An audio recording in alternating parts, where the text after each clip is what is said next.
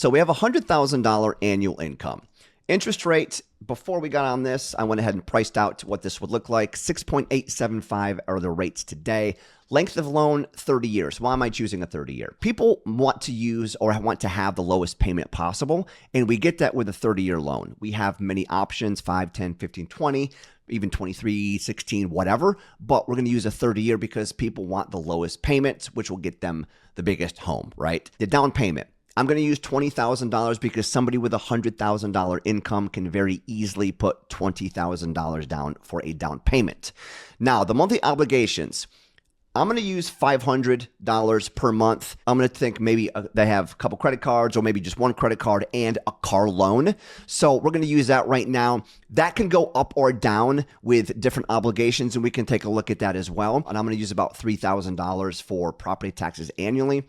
Homeowners insurance right now, we're going to use $1,300.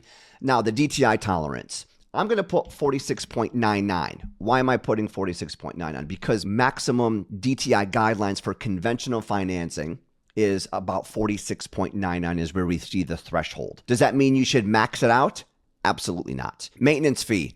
Not really sure what that's going to be, but I'm going to leave this 0 for right this second. Mortgage insurance. We're definitely going to have mortgage insurance because that is not going to be a 20% down payment. So we're going to put a 0.19 factor on that. With $100,000 of income, $500 per month in monthly obligations, property tax, $3,000, $1,300 insurance, they can go up to roughly, let's bring this up just a little bit, 40, right there. 473 is a little over budget with a purchase price of a home. That does not mean that you should purchase a property for that amount.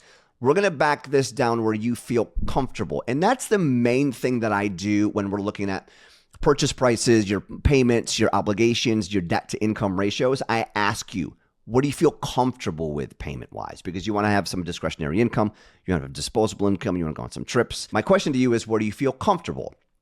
Usually, in my experience, I'm seeing debt to income ratio around the 40% mark, right? So if you look at this right here, $400,000, give or take, is going to be around that 40% mark. But let's just use $400K right now for a purchase price. Try to get as close as possible. So your total payment, taxes, insurance, mortgage insurance, just shy of $3,000. When you break this down, the closing costs, we're going to go ahead and drop that down just a little bit as well. You're probably going to be sitting right around $27,000.